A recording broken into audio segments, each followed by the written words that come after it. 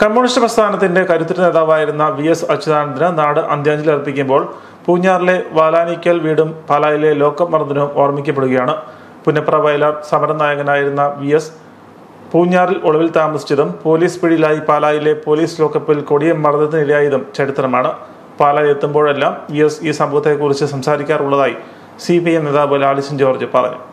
സമര പോരാട്ടങ്ങളിൽ ജീവൻ പോലും നഷ്ടപ്പെടുന്ന സാഹചര്യങ്ങളെ അതിജീവിച്ചുകൊണ്ടാണ് VS അച്യുതാനന്ദൻ കമ്മ്യൂണിസ്റ്റ് പ്രസ്ഥാനത്തിന്റെ അമരക്കാരനായി മാറിയത്. രാഷ്ട്രീയ രംഗത്തെ ജനകീയ സാന്നിധ്യമായിരുന്ന അച്യുതാനന്ദൻ പുന്നപ്ര വയലാറിന്റെ സമരനായകൻ എന്ന നിലയിലാണ് കമ്മ്യൂണിസ്റ്റ് പ്രസ്ഥാനത്തിന്റെ ചരിത്രരേഖകളിൽ എഴുതപ്പെടുന്നത്. പുന്നപ്ര വയലാർ സമരത്തിന് ശേഷം പൂഞ്ഞാറിലാണ് VS അച്യുതാനന്ദൻ ഒളിവിൽ താമസിച്ചത്. പുന്നപ്ര വയലാർ സമരത്തിന് ശേഷം പൂഞ്ഞാറിൽ ഒളിവിൽ താമസിക്കുകയും പാലായിലെ പോലീസ് ലോക്കപ്പിൽ ക്രൂരമർദ്ദനം ഏറ്റുവാങ്ങുകയും ചെയ്തത് കമ്മ്യൂണിസ്റ്റ് പ്രസ്ഥാനത്തിൻ്റെ സമരചരിത്രത്തിലെ തിളക്കമാർന്ന അധ്യായമാണ്. പൂഞ്ഞാറിലെ വാലാനിക്കൽ വീട്ടിലാണ് VS അച്യുതാനന്ദൻ ഒളിവിൽ താമസിച്ചത്. വാലാനിക്കൽ വീട്ടിലെ കാരണവരും വൈദ്യനുമായ ഇട്ടിൻഡാൻ വൈദ്യൻ്റെയും ഭാര്യ ദേവകി അമ്മയുടെയും സംരക്ഷണയിലാണ് VS അച്യുതാനന്ദൻ കഴിഞ്ഞത്. 1946 പുന്നപ്ര വയലാർ സമരത്തിന് ശേഷം അച്യുതാനന്ദൻ ഒളിവിൽ താമസിക്കാനായി പൂഞ്ഞാറിലെത്തുന്നത്.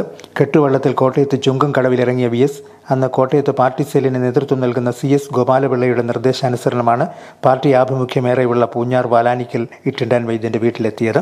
തറവാട് വീടിന്റെ പടിഞ്ഞാറേ മൂലയിലുള്ള മുറിയിൽ പകൽ വായനയും മറ്റുമായി ആളുകളുടെ കണ്ണിൽപ്പെടാതെയായിരുന്നു VSന്റെ ജീവിതം. ഒളിവിൽ കഴിഞ്ഞു വരവെ ഒരു ദിവസം കളപ്പുരയ്ക്കൽ കടവിൽ കുളിക്കുന്നതിനിടെയാണ് ഒറ്റുകാരുടെ സഹായത്താൽ പോലീസ് VSനെ വളഞ്ഞു പിടികൂടിയത്.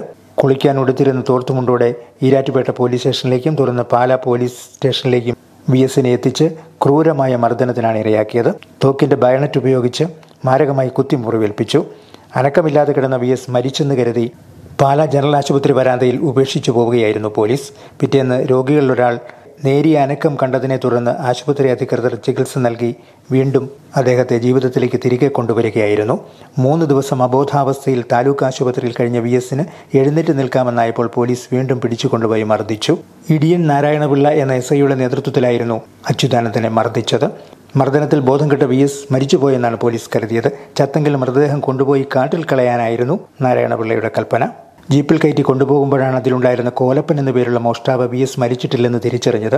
കോലപ്പൻ കരഞ്ഞു പറഞ്ഞതിനെ തുടർന്നാണ് പോലീസുകാർ VSനെ ജനറൽ ആശുപത്രിയിലേക്ക് കൊണ്ടുപോയത്. പാലായിലെ ലോക്കപ്പിൽ നേടിയ ക്രൂരമർദ്ദനത്തിന്റെ കഥകൾ പാലായിലെത്തുന്ന സമയങ്ങളിൽ VS തന്റെ പ്രസംഗങ്ങളിൽ സൂചിപ്പിച്ചിരുന്നു. കമ്മ്യൂണിസ്റ്റ് പ്രസ്ഥാനത്തിന്റെ സമര പോരാട്ടങ്ങൾക്കിടയിൽ VS അച്യുതാനന്ദൻ നേരിട്ട ക്രൂരമർദ്ദനങ്ങൾ കമ്മ്യൂണിസ്റ്റ് പ്രസ്ഥാനത്തിന്റെ ചരിത്രത്തിലേറെ ശ്രദ്ധേയമാവുന്നതാണെന്ന് CPM നേതാവ് ലാലിച്ചൻ ജോർജ് പറഞ്ഞു.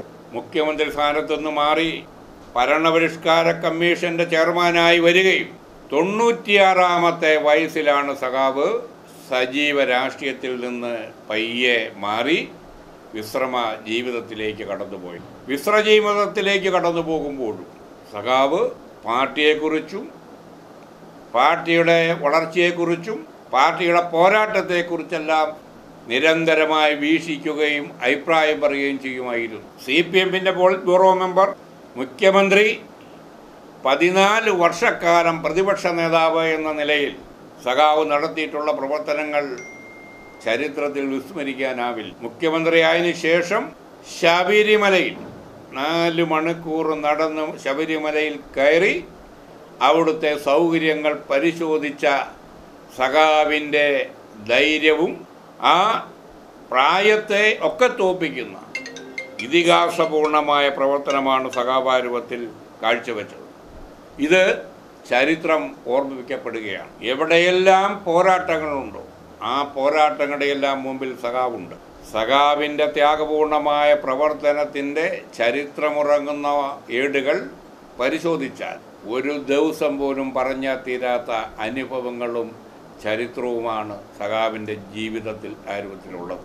രാഷ്ട്രീയ രംഗത്തെ ജനകീയനായ നേതാവായി ഉയരുമ്പോഴും അദ്ദേഹത്തിന് പ്രതിസന്ധികളെ നേരിടാൻ കരുത്തു പകർന്നത് ചെറുപ്പകാലങ്ങൾ നേരിട്ട ഈ ക്രൂര മർദ്ദന മുറകളുടെ ഫലമായിരുന്നു. സമരത്തീച്ചൂളയിൽ സ്ഫുടം ചെയ്തെടുത്ത കരുത്തുറ്റ മനസ്സുമായാണ് VS അച്യുതാനന്ദൻ CPMന്റെ നേതൃസ്ഥാനത്തും മുഖ്യമന്ത്രി സ്ഥാനത്തുമെല്ലാം എത്തിയത്. ജനകീയനായ മുഖ്യമന്ത്രി എന്ന നിലയിൽ ജനഹൃദയങ്ങളിൽ ഇടം പിടിച്ച മഹാനായ നേതാവാണ് ഓർമ്മയാവുന്നത്. Star vision news, പാലാം.